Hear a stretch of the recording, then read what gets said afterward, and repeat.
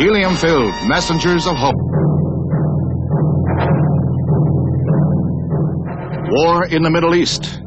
Israeli forces drive spearheads across the Sinai Peninsula, west to the Suez Canal, south to the entrance of the Gulf of Aqaba, breaking the blockade, capturing the west bank of the Jordan River, and occupying the old city of Jerusalem. The first crippling blow came early in the four-day war, when the Arab Air Force was destroyed on the ground in air raids on 25 bases in 3 countries, Egypt, Jordan, and Syria.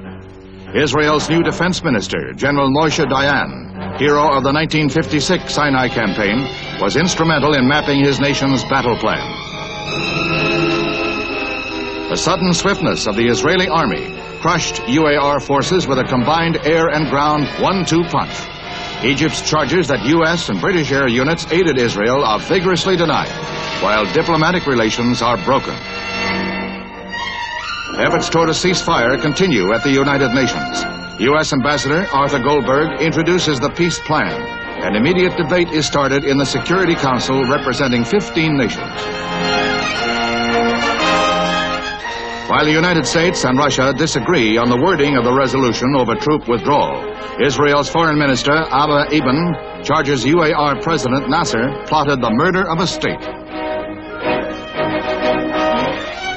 The vote is finally taken and the resolution adopted unanimously. Word continues to come from the battle zone, telling of sweeping Israeli victories. Next day, Egypt accepts the UN ceasefire, joining Jordan. This left Syria facing Israeli forces alone. The United Nations arena remains in the world spotlight because of the many questions raised by the short but decisive Middle East war.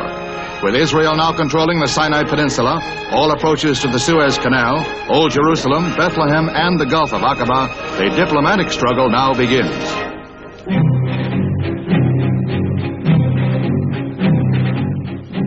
Trouble among the emerging nations, as buses line up to carry civilian volunteers to Nigerian army recruiting centers. Some 10,000 citizens answered their government's call to arms. Nigeria's rebel eastern state, the Republic of Biafra, declared its independence, setting off an unofficial war. Even women leave their homes and jobs to volunteer for military service. Nigeria is attempting to regain the breakaway state and declared that if necessary, Biafra will be crushed by force.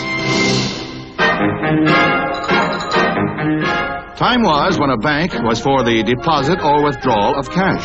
Nowadays in New York State, it's the spot to go for some legal gambling.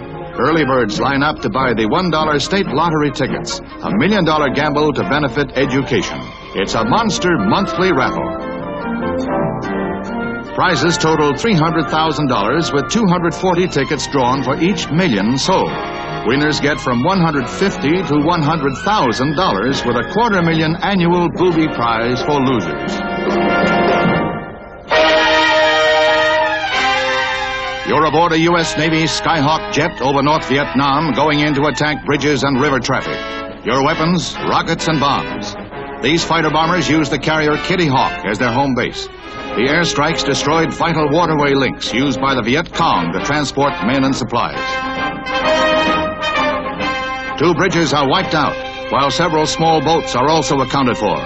In one day recently, these jets flew over 125 attack missions on North Vietnamese targets.